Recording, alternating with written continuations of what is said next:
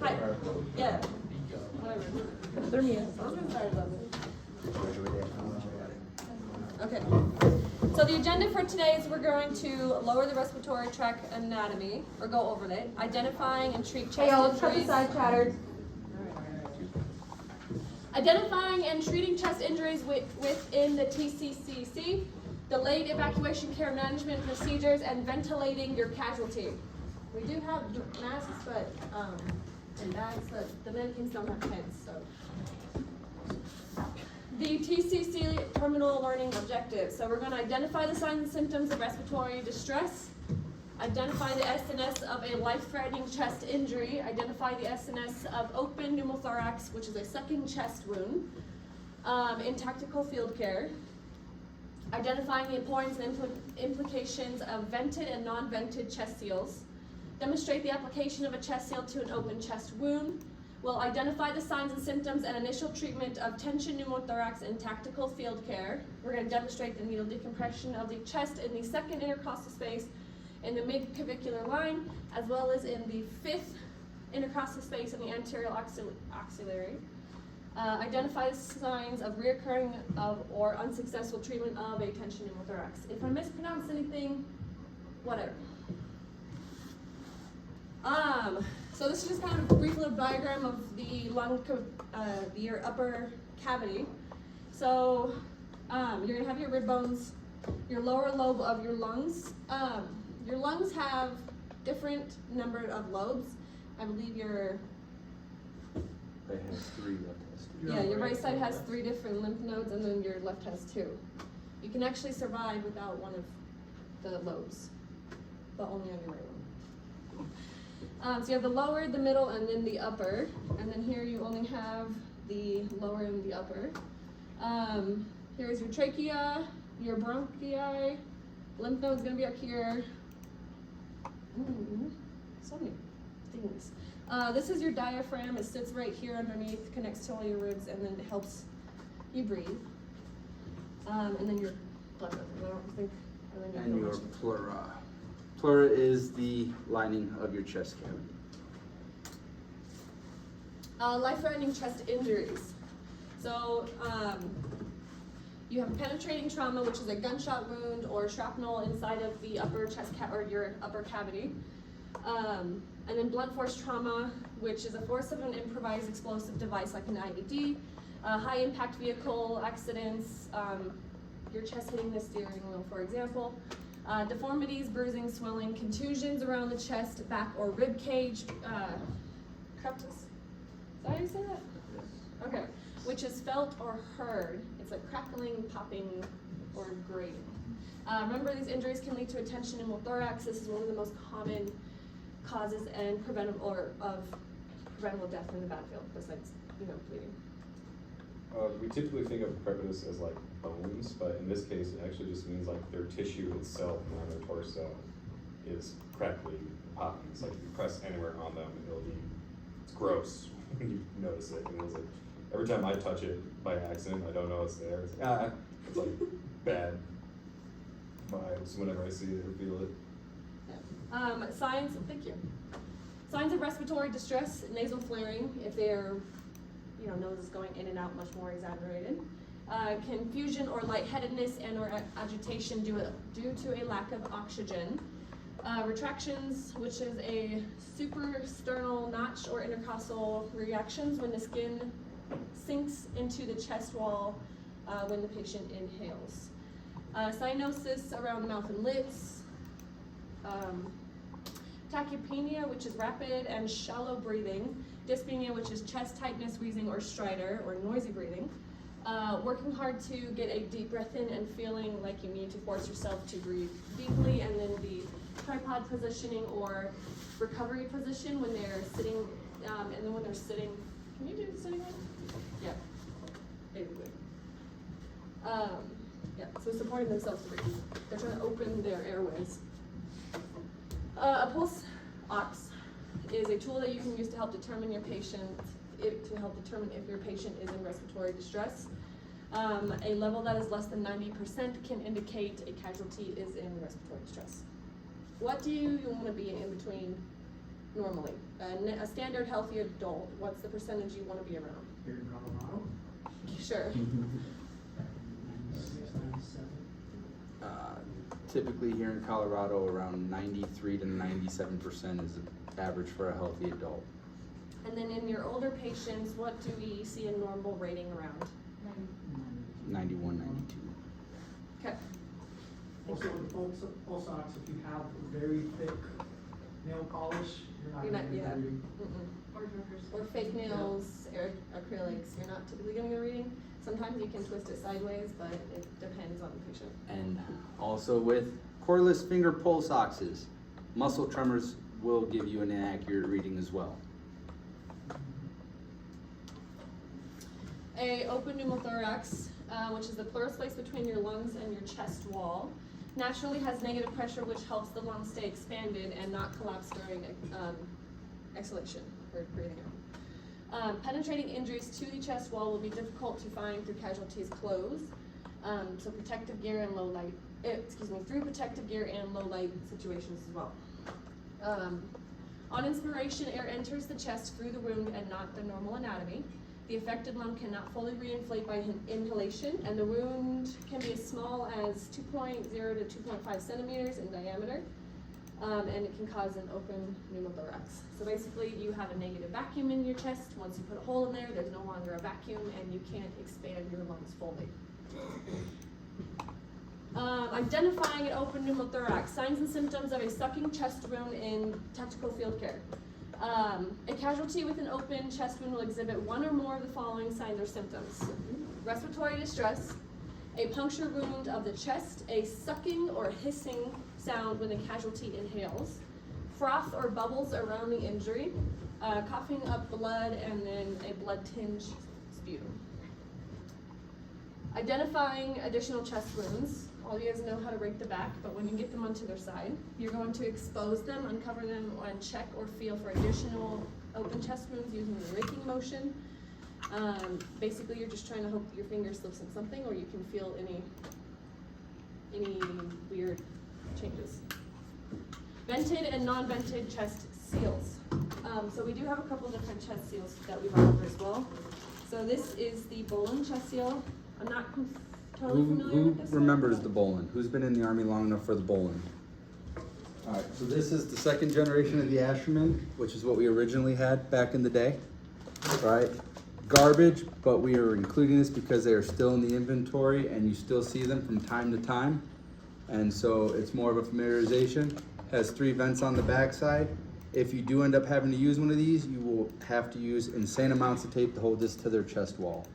The adhesive on these sucks, which is why we got away from using them. And then the other two is the hyphen, which is what they're teaching through AIT right now, so a lot of you guys are familiar with these ones more. And then similar to that is the Centennial chest seal. I'm not familiar with this one, but it seems very similar to the hyphen. It is. Okay. Applying and managing chest seals. So let's give us this one. There's a Bolin. There's a Bolin in the picture right there for you to look at. So chest seals are for treating penetrating wounds to the chest, like a gunshot wound. You're going to place your glove, the moment you find one, you're going to place your gloved hand, usually the back of your hand, just that way you can still use your fingers over the open wound. You'll open up your chest seal and you're going to clean around the area. As soon as you're able to, you're going to use it with a fake one, but you will remove your hand. As soon as they exhale, so fully exhale, they remove your hand and you're going to smack it down as quickly as you can and hold it in. You want to firmly create a seal around an injury. If you have no chest seals, you can do improvised chest seals. Typically, if you use paper like from an MRE, you would tape around 3 sides, and then as soon as you place it down, you're going to tape around the remaining side. You want a full sear around still. So after you apply the vented chest seal, you're going to stick your casualty into a position of comfort if they're able to, so where they can just sit and relax. If they are unconscious, you're going to place them in the recovery position with their injured side down. So if I'm shot on my left side, lay me on my left side.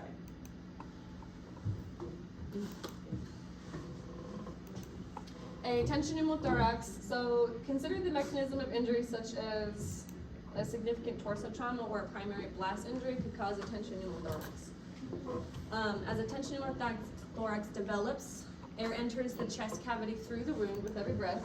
So it would be entering here. The injured lung then traps, or the injured lung tissue acts as a one-way valve, so it's trapping all this air on the inside between the lungs and the chest wall. The pressure builds up with each breath and starts to compress on your heart. So then your heart's not beating properly or fully. Identifying signs of a tension pneumothorax. There are early signs and late signs. Early signs are going to be severe or progressive respiratory distress, severe or progressive tachypnea, absent or markedly decreased breath sounds on one side of the chest, hemoglobin oxygen saturation, they'll be in shock, and then traumatic cardiac arrest without obvious fatal wounds. Late signs are going to be tracheal deviation, a jugular vein distension or JVD, subcutaneous emphysema, the de novo generation of infiltration of air underneath the dermal layers of skin, and then a mediastational shift, deviation of a mediastation from its normal position in the middle of the thoracic cavity. Has anybody ever seen subcutaneous emphysema? Yeah, that's where you get that crevice crackling It from. sounds like Rice Krispies. Your patient will be swollen. You'll hear, you push on their skin, you'll hear Rice Krispies. Snap, crackle, pop. It's the best way to describe it. Mediastinal shift. You won't be able to see it, but it's when like your entire lung group is off to the side. You'll see it on like an X-ray if they do it. That's usually when everyone has like a tucker moment, and then people start putting in a lot of orders. But it's going to be above the medic. Consider tension pneumothorax in tactical field care. Despite modern body armor, tension pneumothorax remains a leading cause of preventable death in the battlefield. The recommended treatment of a suspected tension pneumothorax is an NDC or needle decompression of the chest, or NDC, which is what these one little things are. For an NDC, there are two sites that you can go off of. The first one, I think in AIT they're teaching you that the first one you should always try is the second intercostal space. Yeah. And then the third, and then the next one would be on your fifth side of the axillary, anterior axillary line. Positioning after the NDC, if the casualty is unconscious, lay them on to their side, injured side down. If they are conscious, sit them up or allow them into a position of comfort to better for breathing. Unsuccessful treatment or recurrence of a tension pneumothorax. So, if you put an NDC in and there is no change, you can burp the chest seal. Anyone you guys know how to burp a chest seal? So wherever that chest seal is, you sit them up, you open it. Yeah. If a tension pneumothorax initially responds to an NDC, but symptoms later recur, then perform a second NDC at the same site or lateral to the original NDC. You can also flush Yes. NDC catheter while it's in there. With a little bit of saline. Bump. Yeah. It might take some pressure to do, but it's Yeah, just like, but you don't want to do too much because then they have another issue. If they still do not result in improvement, perform a second NDC at the alternative NDC site. So if you have one here and it's still an improvement, put another one here. No improvement is noted, proceed with circulation assessment and treat the following merge protocols. All right. So, delayed evacuation casualty management. We're gonna get into some of the more advanced stuff now. So, also known as prolonged field care. Typically, this is a situation where you're gonna be with your casualty for like 12 or more hours, right? So, given the whole LISCO thing, kind of a highly likely scenario in the future. So, you know, as far as respirations and what you're gonna do for respiration care during prolonged field care, you know, you're gonna focus on chest tubes, large bore needle chest decompressions, good quality ventilation, and you know, just monitoring your casualty. So again, with respirations, in a delayed evacuation setting, prolonged field care setting, you're gonna focus on more definitive treatments, things like thoracotomy, chest tubes, a large bore 10 gauge needle chest decompression, properly ventilating your casualties so that you're not overventilating them, causing any further issues or damages. Also, to kind of expand on it, burping a chest seal, right? In prolonged field care, you can also do finger thoracotomy, which is a similar idea to burping a chest seal. It's puncturing the chest wall, inserting your finger into the hole, and removing it when they exhale, which we'll get into that in a little bit. All right, chest tubes are the definitive treatment for both hemo and pneumothorax. All right.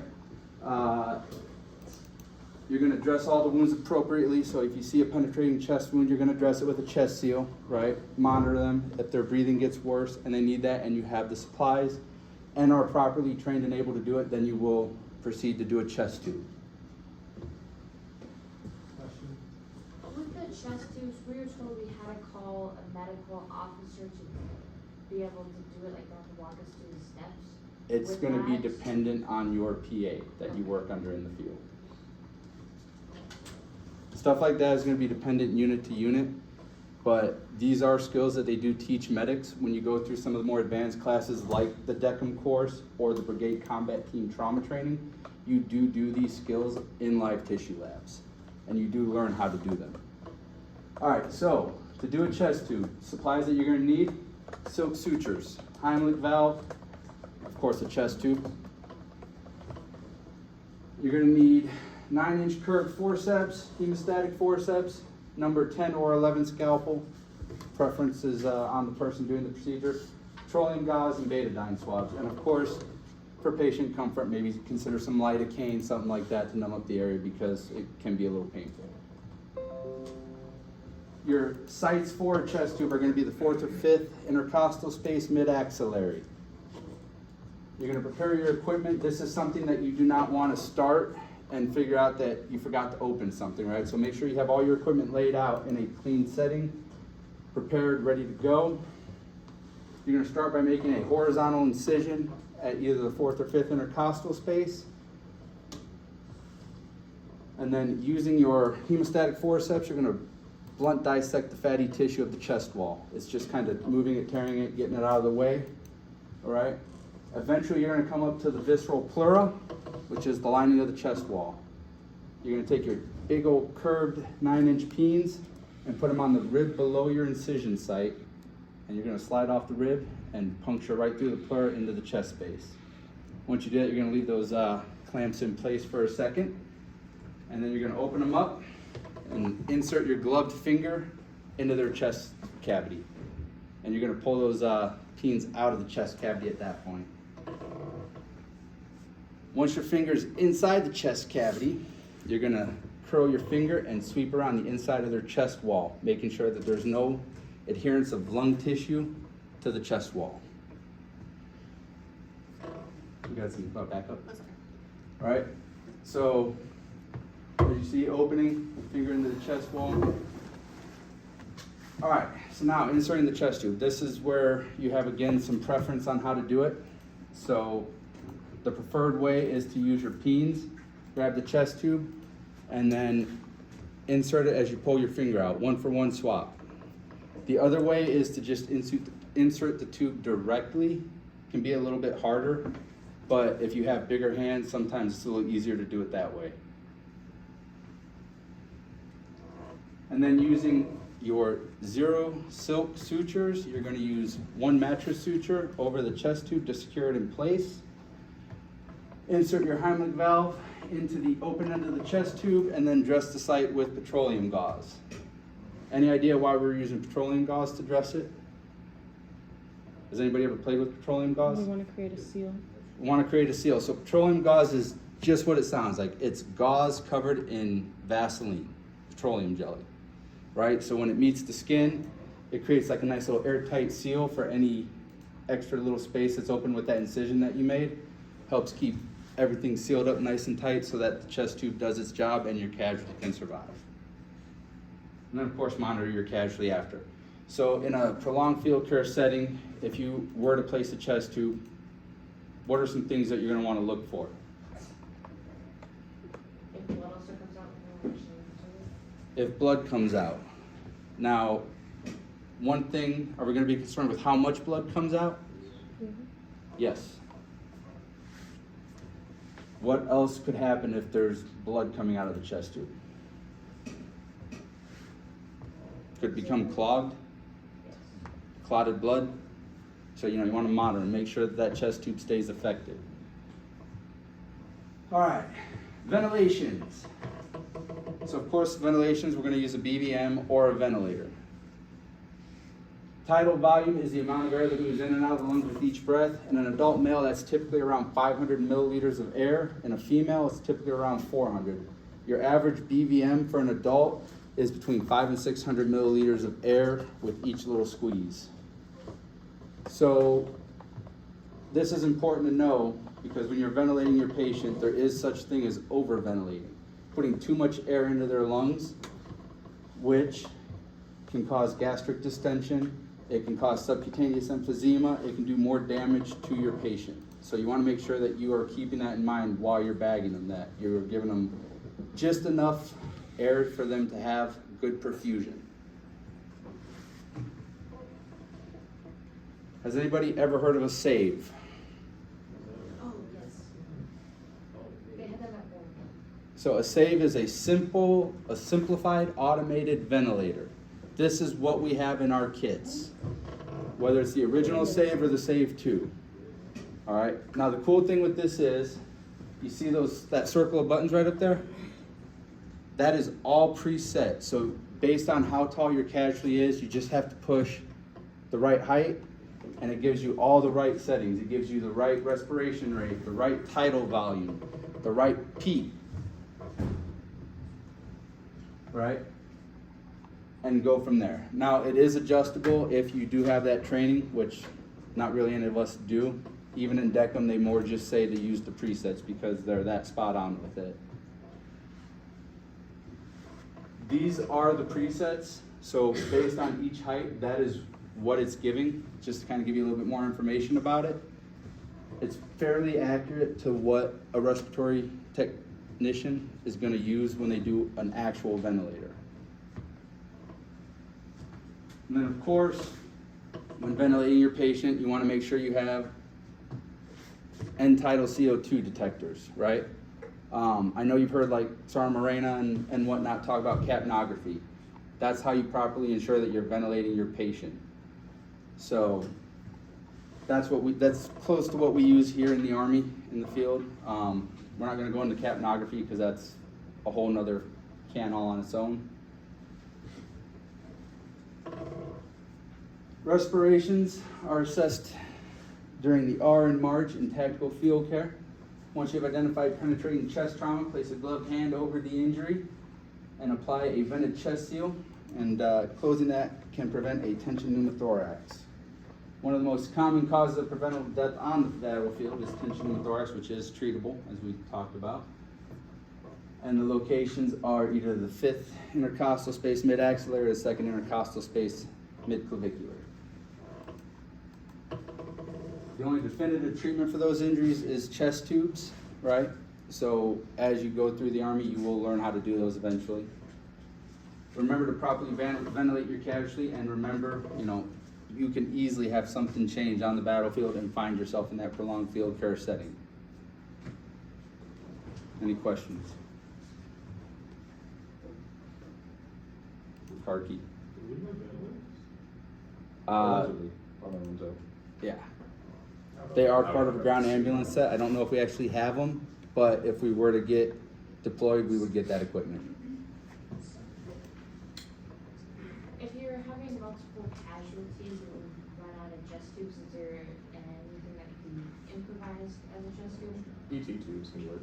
ET tubes can work. They need to be rigid enough that the tissue in your chest isn't gonna clamp it shut.